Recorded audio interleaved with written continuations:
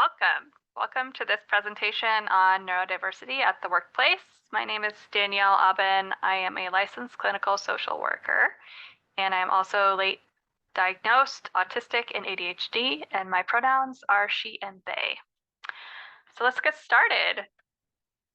Who am I? So a little bit more in depth on who I am is that I was actually late diagnosed, meaning I was diagnosed in adulthood.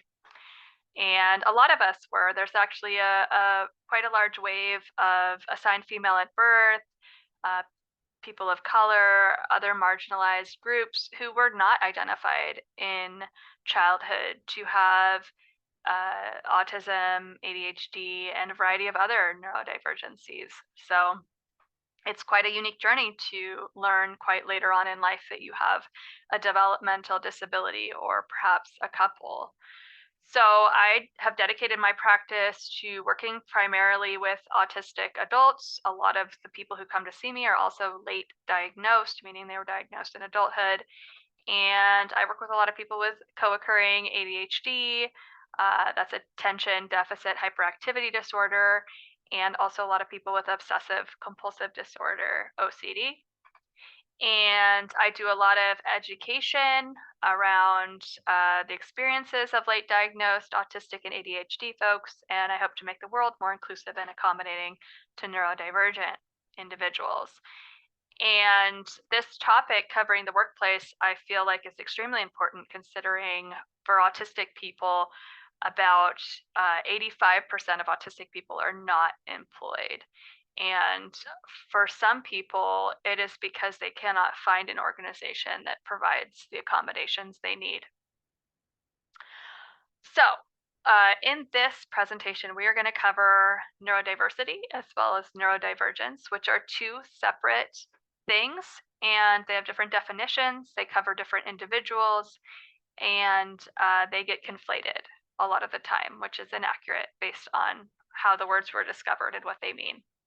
Then we're going to talk about the challenges and impact of neurodiversity, neurodivergence in the workplace, and what it looks like to have an organization with different brains, some of them neurotypical, some of them neurodivergent, etc. And then we'll close with talking about inclusion and accommodations. So neurodiversity is different than neurodivergent, and that is because neurodiversity was coined by someone named Judy Singer in the 1990s, and it really encompasses absolutely everyone. So the world is neurodiverse, just like the world is diverse. There are different brains. Some of them fall under the neurotypical category, which would be people who do not require accommodations, people who are able to navigate the world, work, etc., and not have challenges or difficulties because their brains diverge and are unable to perform neurotypicality.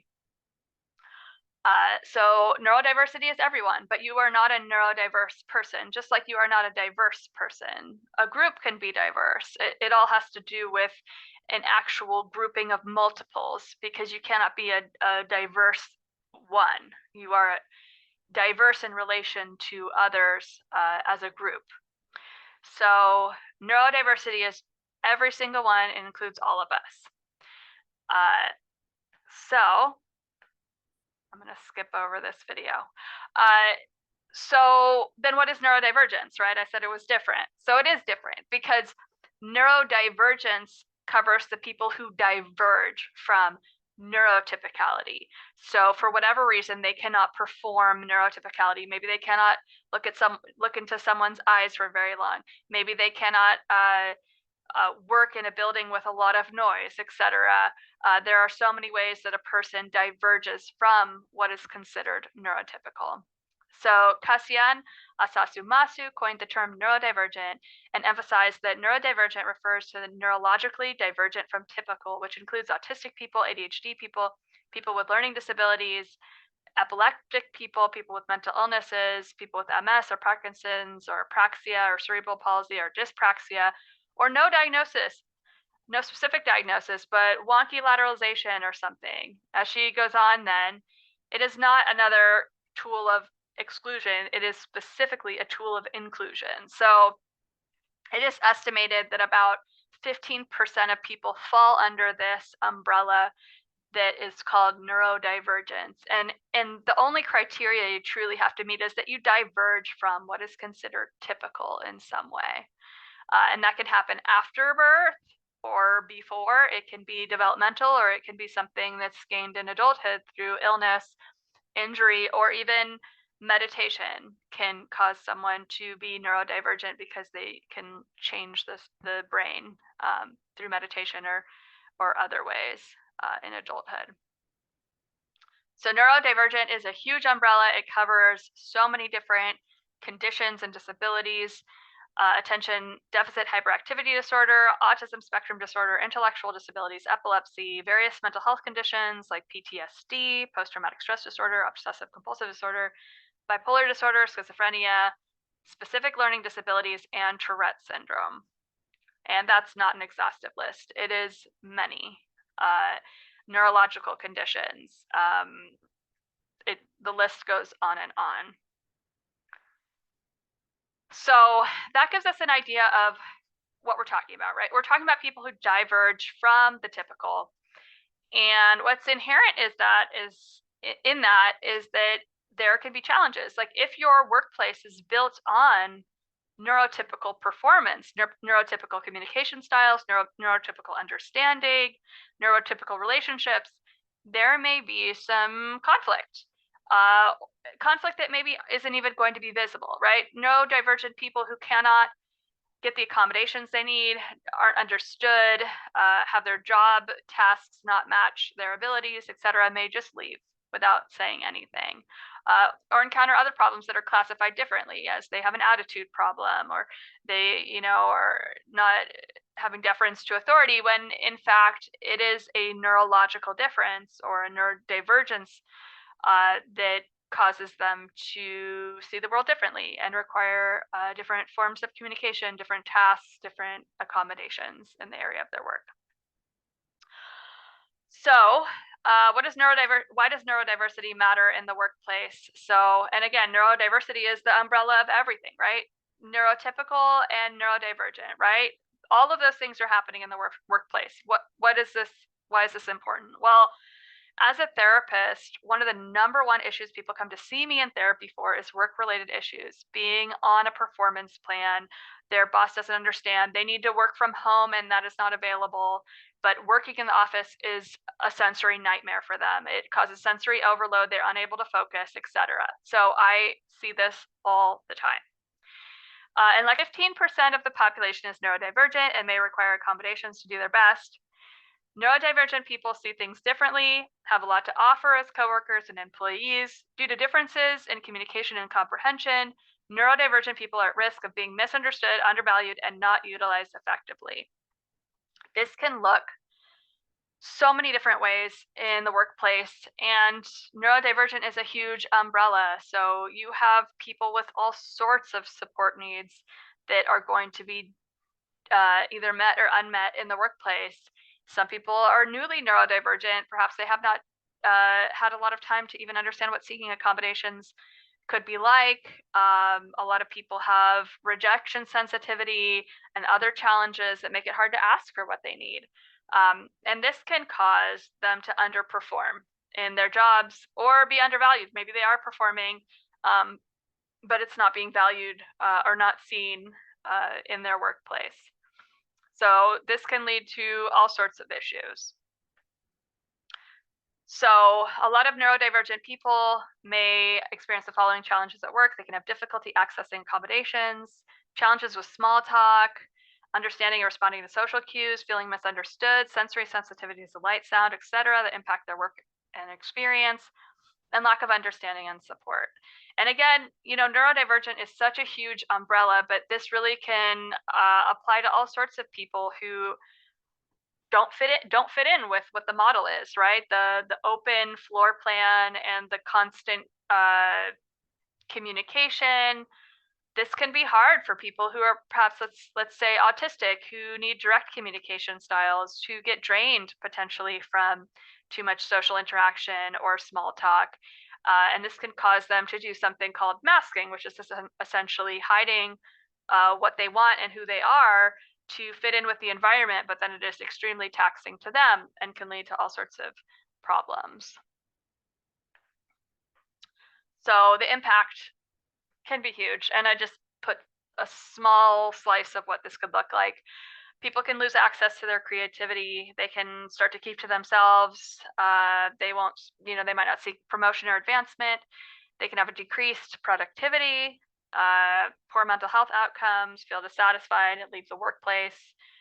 Some other outcomes is they could get fired from the workplace. They could be on a performance plan.